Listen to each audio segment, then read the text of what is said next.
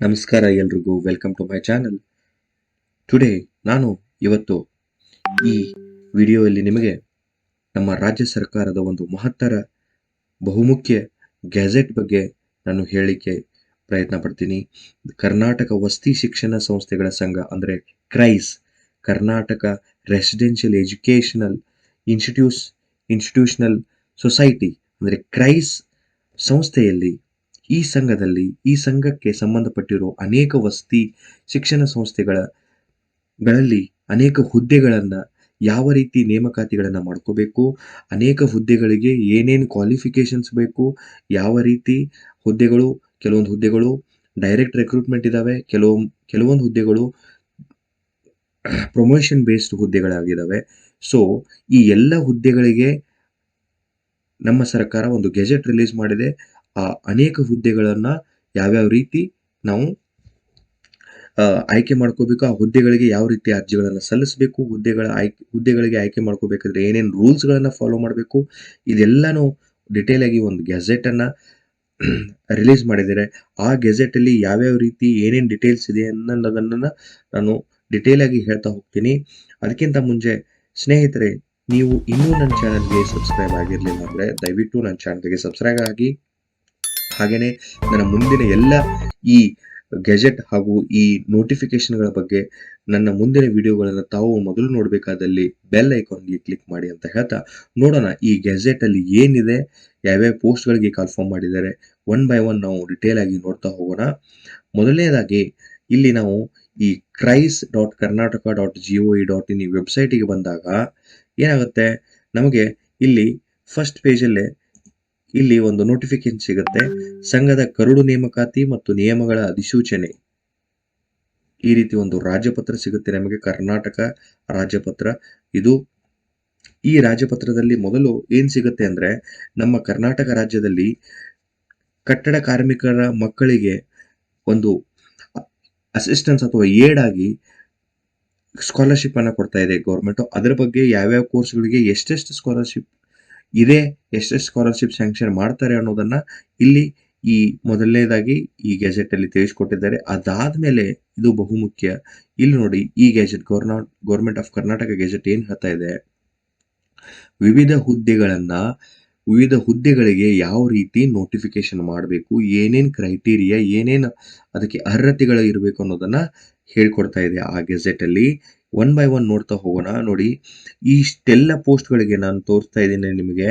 Totally ಎಷ್ಟು ಹುದ್ದೆಗಳಿಗೆ notification ಮಾಡಬೇಕು ಅನ್ನೋದನ್ನ ಗೆಜೆಟ್ ಅಲ್ಲಿ ಹೇಳಿದ್ದಾರೆ. 49, 50, 51, 52, ಅದೇ ರೀತಿ ನೋಡಿ 58, ವಿವಿಧ ಅನೇಕ 58 ಹುದ್ದೆಗಳಿಗೆ ನೋಟಿಫಿಕೇಶನ್ ಮಾಡಬೇಕು ಅನ್ನೋದನ್ನ ಈ ಗೆಜೆಟ್ ಅಲ್ಲಿ ಹೇಳಿದ್ದಾರೆ.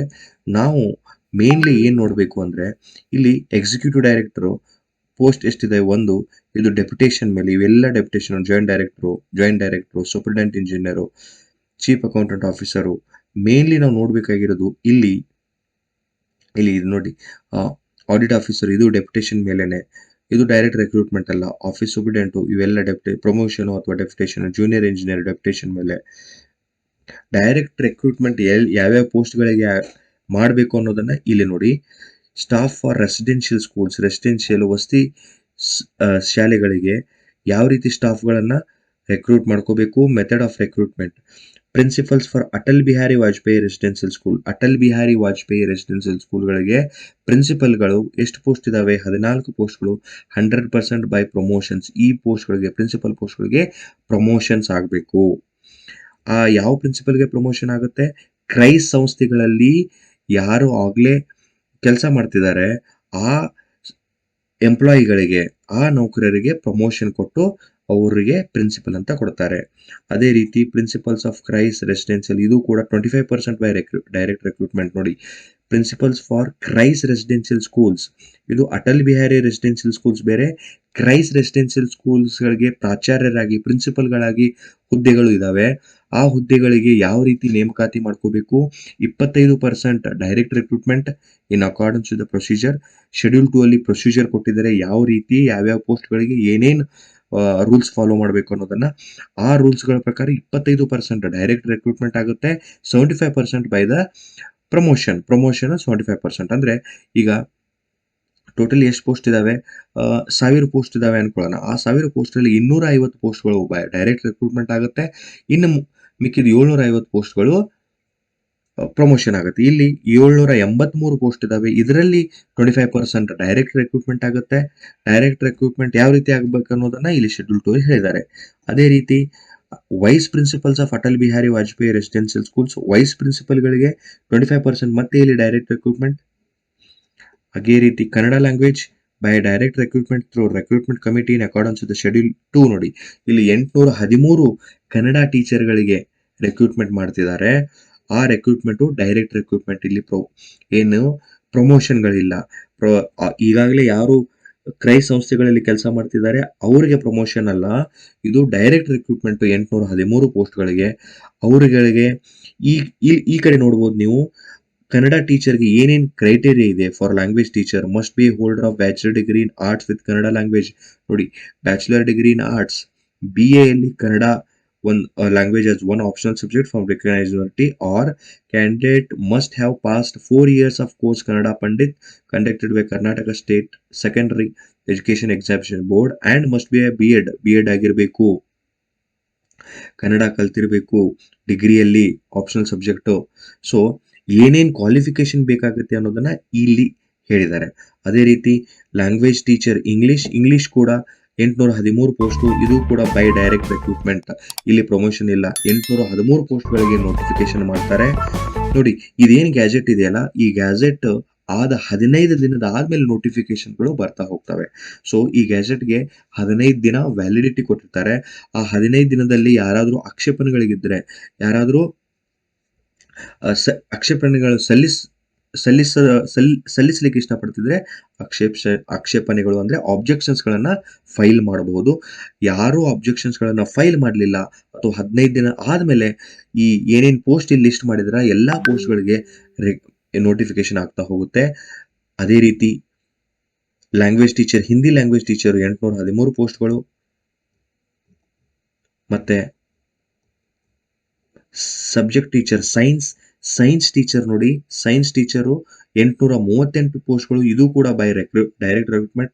Must be a holder of bachelor degree in science with chemistry as compulsory subject and any one of the following optional subjects, namely botany, geology, and must be a holder of B.Ed degree in science method and candidates must have studied Kannada. ನೋಡಿ, science teacher ಆಗಬೇಕಾದ್ರೆ must be a holder of bachelor degree in science with chemistry as compulsory subject.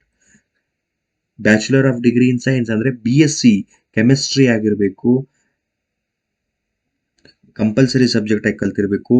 And any one of the following subjects as optional. ನೋಡ್ರಿ, botany, geology ಇವು optional subject ಆಗಿ ಕಲ್ತಿರಬೇಕು. Mathematics ಟೀಚರ್ಗೆ must be holder of bachelor degree in science with mathematics and physics as compulsory subjects. And in addition all shall have studied any one of the following subjects, namely chemistry. B.Ed degree ಆಗಿರಬೇಕು, ಅವ್ರಿಗೂ ಕೂಡ B.Ed ಆಗಿರಬೇಕು. Subject teacher social science, ಇಲ್ಲಿ qualifications ಇದಾವೆ 808. ಇದು ಕೂಡ by direct recruitment. Computer teacher 808 direct recruitment committee. ಇದು direct recruitment. Computer teacher, computer science, information science, bachelor degree of computer applications ಇರ್ಬೋದು ಅಥವಾ ಕಂಪ್ಯೂಟರ್ ಸೈನ್ಸ್. ಇನ್ನು ಬ್ಯಾಚುಲರ್ ಡಿಗ್ರಿ ಇನ್ ಇಂಜಿನಿಯರಿಂಗ್ ಇಲ್ಲಿ computer science degree ಇರ್ಬೋದು. BSc with computer science or equivalent qualification. Kannada ಕಲ್ತಿರಬೇಕು ಅದ್ರ ಜೊತೆಗೆ. ನೋಡ್ರಿ, ಇದು BE ಆದವ್ರಿಗೆ ಅಥವಾ BCA ಆದವ್ರಿಗೆ ತುಂಬಾ ಉಪಯುಕ್ತವಾಗುತ್ತೆ. ಇಲ್ಲಿ ಕಂಪ್ಯೂಟರ್ ಸೈನ್ಸ್ ಟೀಚರ್ ಕೂಡ ಆಗ್ಬೋದು. ಫಿಸಿಕಲ್ ಎಜುಕೇಶನ್ ಟೀಚರ್ 808 ಇದಾವೆ. ಇದು ಕೂಡ ಬೈ ಡೈರೆಕ್ಟ್ ರಿಕ್ರೂಟ್ಮೆಂಟ್ ಇದೆ. Arts and crafts art teacher ಆಗ್ಬೋದು, ಇದು ಕೂಡ ಡೈರೆಕ್ಟ್ ರಿಕ್ರೂಟ್ಮೆಂಟ್ ಇಂದ 495 ಪೋಸ್ಟ್ಗಳು. ಮ್ಯೂಸಿಕ್ ಟೀಚರ್ ಆಗ್ಬೋದು, 793 ಪೋಸ್ಟ್ಗಳಿಗೆ, ಮ್ಯೂಸಿಕ್ ಟೀಚರ್ ಪೋಸ್ಟ್ಗಳಿಗೆ ಇಲ್ಲಿ ಕ್ವಾಲಿಫಿಕೇಶನ್ಸ್ ಇದಾವೆ, ನೋಡಬಹುದು. ಅದೇ ರೀತಿ ವಾರ್ಡನ್ ಪೋಸ್ಟ್, ಇದು ಮುಖ್ಯ. ಮಸ್ಟ್ ನೋಡಿ, ವಾರ್ಡನ್ ಪೋಸ್ಟ್ 712 ವಾರ್ಡನ್ ಪೋಸ್ಟ್ ಕಾಲ್ಫಾರ್ಮ್ ಆಗುತ್ತೆ. ಇದು ನೋಟಿಫಿಕೇಶನ್ ಅಲ್ಲ, ಇದು ಗ್ಯಾಜೆಟ್ ಮಾತ್ರ. ಗ್ಯಾಜೆಟ್ಗೆ ನೋಟಿಫಿಕೇಶನ್ಗೆ ವ್ಯತ್ಯಾಸ ಏನು ಅಂದ್ರೆ, ಗ್ಯಾಜೆಟ್ ಅಲ್ಲಿ ಏನ್ ಹೇಳ್ತಾರೆ, ಯಾವ್ಯಾವ ಪೋಸ್ಟ್ಗಳಿಗೆ ಯಾವ್ಯಾವ ರೀತಿ ರಿಕ್ರೂಟ್ಮೆಂಟ್ ಮಾಡಬೇಕು, ಏನೇನ್ ಗೈಡ್ಲೈನ್ಸ್ ಫಾಲೋ ಮಾಡಿ ನೋಟಿಫಿಕೇಶನ್ ಮಾಡಬೇಕು ಅನ್ನೋದನ್ನ ಹೇಳುತ್ತೆ. ನೋಟಿಫಿಕೇಶನ್ ಏನಾಗುತ್ತೆ, ನೋಟಿಫಿಕೇಶನ್ ಏನಿರುತ್ತೆ ಅಂದ್ರೆ ಗ್ಯಾಜೆಟ್ ಅಲ್ಲಿ ಏನೇನ್ ಹೇಳಿದರೆ ಅದನ್ನ ಫಾಲೋ ಮಾಡ್ತಾ ಸಪರೇಟ್ ಒಂದೊಂದು ಪೋಸ್ಟ್ಗೆ ಒಂದೊಂದು ನೋಟಿಫಿಕೇಶನ್ ಆಗ್ತಾ ಹೋಗುತ್ತೆ. ಸೊ ಇದು ನೋಟಿಫಿಕೇಶನ್ ಅಲ್ಲ, ಗ್ಯಾಜೆಟ್ ಅಷ್ಟೇ. ಈ ಗ್ಯಾಜೆಟ್ ಆದ 15 ದಿನದ ಆದ್ಮೇಲೆ ನೋಟಿಫಿಕೇಶನ್ಗಳು ಸ್ಟಾರ್ಟ್ ಆಗ್ತವೆ. ಮಸ್ಟ್ ಬಿ ನೋಡ್ರಿ, ವಾರ್ಡನ್ ಪೋಸ್ಟ್ಗೆ must be a holder of bachelor degree in arts or science from recognised university. ನೋಡ್ರಿ, ಡಿಗ್ರಿ ಆಗಿರಬೇಕು, BEd ಆಗಿರಬೇಕು, ಮತ್ತೆ ಕನ್ನಡ ಕಲ್ತಿರಬೇಕು. ಸ್ಟಾಫ್ ನರ್ಸ್ಗಳಿದ್ದಾರೆ, ಇದು direct assistant cook, sweeper, librarian, ಇವೆಲ್ಲ ನೋಡಿ, ಇವೆಲ್ಲ ಔಟ್ಸೋರ್ಸ್ ಮಾಡ್ತಾರೆ. ಇದು ಡೈರೆಕ್ಟ್ ರಿಕ್ರೂಟ್ಮೆಂಟ್.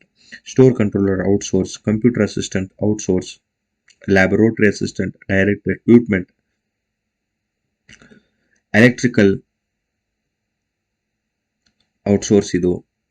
ಅದೇ ರೀತಿ staff for Morarji Desai pre university colleges, Morarji ದೇಸಾಯಿಗೂ ಕೂಡ ಆ ಸ್ಕೂಲ್ಗಳಿಗೆ ಅಥವಾ ಕಾಲೇಜಸ್ಗಳಿಗೆ ಪ್ರಿನ್ಸಿಪಲ್ ನೋಡ್ರಿ 50% ಡೈರೆಕ್ಟ್ ರಿಕ್ರೂಟ್ಮೆಂಟ್ ಥ್ರೂ ರಿಕ್ರೂಟ್ಮೆಂಟ್, ಆಮೇಲೆ 50% ಪ್ರಮೋಷನ್ ಬೇಸ್ಡ್. ಆಮೇಲೆ ಲ್ಯಾಂಗ್ವೇಜ್ ಟೀಚರ್ ಇನ್ ಕನ್ನಡ, ಇಲ್ಲಿ ಮೊರಾರ್ಜಿ ದೇಸಾಯಿ ಸ್ಕೂಲ್ಗಳಲ್ಲಿ language teachers, language teachers in English, language teachers in physics, chemistry, mathematics, lecture in biology, lecture in computer science ನೋಡಿ. must be a holder of minimum second class post degree in recognized MSc computer science or MCA, or must be degree in engineering computer science, information science, BE in computer science or BE in information science. ಇಲ್ಲಿ lecture in computer science ಆಗಬೇಕಾದ್ರೆ ನಾವು what we have to be a graduate in engineering, graduate ಆಗಿರಬೇಕು. Warden Morarji Desai, ಇಲ್ಲೂ ಕೂಡ bachelor degree in arts or science from recognised university and BEd ಆಗಿರಬೇಕು. Arts ಅಥವಾ science ಅಲ್ಲಿ ನಾವು ಡಿಗ್ರಿ ಹೊಂದಿರಬೇಕು ಮತ್ತೆ BEd ಆಗಿರಬೇಕು. ಮೊರಾರ್ಜಿ ದೇಸಾಯಿ ಸ್ಕೂಲ್ಗಳಲ್ಲಿ, ಕಾಲೇಜಸ್ಗಳಲ್ಲಿ ನಾವು ವಾರ್ಡನ್ ಆಗಬಹುದು. ಸೊ ಇದು ಶೆಡ್ಯೂಲ್ 2 ಏನ್ ಹೇಳುತ್ತೆ, ಈಗ ನಾವು ಏನು ಮೇಲ್ಗಡೆ ವಿವಿಧ ಪೋಸ್ಟ್ಗಳು ನೋಡಿದಿವಲ್ಲ, ಆ ಪೋಸ್ಟ್ಗಳಿಗೆ ಯಾವ್ಯಾವ ರೀತಿಯಲ್ಲಿ ರಿಕ್ರೂಟ್ಮೆಂಟ್ ಮಾಡ್ಕೋಬೇಕು, ಡೈರೆಕ್ಟ್ ರಿಕ್ರೂಟ್ಮೆಂಟ್ ಅಂದ್ರೆ ಏನು, ಪ್ರಮೋಷನ್ ಅಂದ್ರೆ ಏನು, ಇದೆಲ್ಲಾನು ಶೆಡ್ಯೂಲ್ 2 ಅಲ್ಲಿ ಎಕ್ಸ್ಪ್ಲೇನ್ ಮಾಡ್ತಾ ಹೋಗಿದ್ದಾರೆ. ಸೊ ಇಲ್ಲಿಗೆ ನಾವು ಈ ರಾಜ್ಯ ಸರ್ಕಾರದ ಒಂದು ಗೆಜೆಟ್ ಅನ್ನ ನೋಡಿದೀವಿ. ಈ ಗೆಜೆಟ್ ನೋಟಿಫಿಕೇಶನ್ ಅಲ್ಲ. ಈ ಗೆಜೆಟ್ಗೆ 15 ದಿನ ಆದ್ಮೇಲೆ ನೋಟಿಫಿಕೇಶನ್ ಸ್ಟಾರ್ಟ್ ಆಗುತ್ತೆ. ನಾನು ಎಲ್ಲ ವೀಕ್ಷಕರಿಗೆ ಏನ್ ಹೇಳಕ್ ಇಷ್ಟಪಡ್ತೀನಿ, ನಿಮ್ಮ ಕ್ವಾಲಿಫಿಕೇಶನ್ಗೆ ಅನುಗುಣವಾಗಿ ನೀವು PUC ಆಗಿರ್ಬೋದು, ಕೆಲವೊಬ್ಬರಿಗೆ ಡಿಗ್ರಿ ಓದಿರ್ಬೋದು, ಕೆಲವೊಬ್ರು ಇಂಜಿನಿಯರಿಂಗ್ ಮಾಡಿರ್ಬೋದು, ಕೆಲವೊಬ್ರು ಆರ್ಟ್ಸ್ ಮಾಡಿರ್ಬೋದು, ಕೆಲವೊಬ್ರು BSc ಮಾಡಿರ್ಬೋದು. ವೀಕ್ಷಕರಲ್ಲಿ ನಿಮಗೆ ಯಾವ್ಯಾವ ಪೋಸ್ಟ್ಗಳು ಅಪ್ಲಿಕೇಬಲ್ ಆಗ್ತವೆ, ನೀವು ಯಾವ್ಯಾವ ಪೋಸ್ಟ್ಗಳಿಗೆ ಅರ್ಹರಾಗ್ತೀರಿ, ಆ ಪೋಸ್ಟ್ಗಳಿಗೆ ಅನುಗುಣವಾಗಿ, ಆ ಜಾಬ್ಗಳಿಗೆ ಅನುಗುಣವಾಗಿ ನಿಮ್ಮ ಪ್ರಿಪರೇಷನ್ಸ್ಗಳನ್ನು ಈಗಲೇ ಸ್ಟಾರ್ಟ್ ಮಾಡಿಕೊಂಡ್ರೆ ಈ ನೋಟಿಫಿಕೇಶನ್ ಆದಮೇಲೆ ಮೇ ಬಿ 1 ತಿಂಗಳು ಅಥವಾ 2 ತಿಂಗಳ ಟೈಮ್ ಇರುತ್ತೆ. ಆ 2 ತಿಂಗಳಲ್ಲಿ ನೀವು ನಿಮ್ಮ ಪ್ರಿಪರೇಷನ್ಸ್ಗಳನ್ನು ಮಾಡಿ, ನೀವು ಎಕ್ಸಾಮ್ಗಳಿಗೆ ಅಪಿಯರ್ ಆಗಿ, ನೀವು ಎಕ್ಸಾಮ್ಗಳಿಗೆ ಹಾಜರಾಗಿ, ಎಕ್ಸಾಮ್ಗಳನ್ನು ತಗೊಂಡು ನೀವು ಆ ಎಕ್ಸಾಮ್ಗಳಲ್ಲಿ ಸೆಲೆಕ್ಟ್ ಆಗಿ ವಿವಿಧ ಹುದ್ದೆಗಳಿಗೆ ಸೆಲೆಕ್ಟ್ ಆಗ್ಬೋದು. ಹುದ್ದೆಗಳಿಗೆ ಸೆಲೆಕ್ಟ್ ಆದಮೇಲೆ ನಿಮ್ಮ ಜೀವನವನ್ನು ತುಂಬ ಚೆನ್ನಾಗಿ ರೂಪಿಸ್ಕೊಳ್ಬೋದು ಅಂತ ಹೇಳ್ತಾ, ನೀವು ಇನ್ನೂ ನನ್ನ ಚಾನಲ್ಗೆ ಸಬ್ಸ್ಕ್ರೈಬ್ ಆಗಿರಲಿಲ್ಲ ಅಂದರೆ ದಯವಿಟ್ಟು ಚಾನಲ್ಗೆ ಸಬ್ಸ್ಕ್ರೈಬ್ ಆಗಿ. ಯಾಕೆ ಸಬ್ಸ್ಕ್ರೈಬ್ ಆಗಬೇಕಂತ ಹೇಳ್ತಾ ಇದ್ದೀನಿ, ಯಾಕಂದರೆ ಈಗ ನಾನು ಗೆಜೆಟ್ ಬಗ್ಗೆ ಹೇಳ್ಕೊಟ್ಟೆ ನಿಮಗೆ. ಈ ಗೆಜೆಟ್ ಆದಮೇಲೆ ಪ್ರತಿಯೊಂದು ಪೋಸ್ಟ್ಗಳಿಗೆ ಒಂದು ಸಪರೇಟ್ ನೋಟಿಫಿಕೇಶನ್ ಆಗ್ತಾ ಹೋಗುತ್ತೆ. ಆ ನೋಟಿಫಿಕೇಶನ್ ಆದಮೇಲೆ ನಾವು ಆನ್ಲೈನ್ ಮುಖಾಂತರ ಅಥವಾ ಆಫ್ಲೈನ್ ಮುಖಾಂತರ ಅಪ್ಲಿಕೇಶನ್ ಫಿಲ್ಅಪ್ ಮಾಡಬೇಕಾಗುತ್ತೆ. ಪ್ರತಿಯೊಂದು ನೋಟಿಫಿಕೇಶನ್ಗೆ ಯಾವ ರೀತಿ ಅಪ್ಲೈ ಮಾಡಬೇಕು ಅನ್ನೋದನ್ನು ನಾನು ಮುಂದಿನ ವಿಡಿಯೋಗಳಲ್ಲಿ ತಮಗೆ ಹೇಳ್ತಾ ಹೋಗ್ತೀನಿ. ಹಾಗಾಗಿ ನೀವು ಆ ಎಲ್ಲ ವಿಡಿಯೋಗಳನ್ನು, ಯಾವ ರೀತಿ ಅಪ್ಲಿಕೇಶನ್ಸ್ಗಳನ್ನು ಸಲ್ಲಿಸಬೇಕು, ಯಾವ ರೀತಿ ಅರ್ಜಿಗಳನ್ನು ಸಲ್ಲಿಸಬೇಕು ಅನ್ನೋದನ್ನು ಡಿಟೇಲ್ ಆಗಿ ನೀವು ನೋಡಬೇಕಾಗಿತ್ತು, ತಿಳ್ಕೋಬೇಕಾಗಿತ್ತು ಅಂದರೆ ದಯವಿಟ್ಟು ನನ್ನ ಚಾನಲ್ಗೆ ಸಬ್ಸ್ಕ್ರೈಬ್ ಆಗಿ ಹಾಗೂ ಬೆಲ್ ಐಕನ್ ಮೇಲೆ ಕ್ಲಿಕ್ ಮಾಡಿ. ನಿಮಗೆ ಮುಂದಿನ ಎಲ್ಲ ರಿಕ್ರೂಟ್ಮೆಂಟ್ಗಳ ಬಗ್ಗೆ ಅಥವಾ ಈ ಗೆಜೆಟಲ್ಲಿ ಆಗೋ ನೋಟಿಫಿಕೇಶನ್ಗಳ ಬಗ್ಗೆ ಯಾವ ರೀತಿ ಅರ್ಜಿಗಳನ್ನು ಸಲ್ಲಿಸಬೇಕು ಅನ್ನೋದನ್ನು ವಿಸ್ತಾರವಾಗಿ ನಾನು ವಿಡಿಯೋಲಿ ಎಕ್ಸ್ಪ್ಲೇನ್ ಮಾಡೋಕ್ಕೆ ಪ್ರಯತ್ನ ಪಡ್ತೀನಿ. ಹಾಗಾಗಿ ನನ್ನ ಚಾನಲ್ಗೆ ಸಬ್ಸ್ಕ್ರೈಬ್ ಆಗಿ ಅಂತ ಹೇಳ್ತಾ ಈ ವಿಡಿಯೋನ ಮುಗಿಸ್ತಾ ಇದ್ದೀನಿ. ಎಲ್ರಿಗೂ ಧನ್ಯವಾದಗಳು.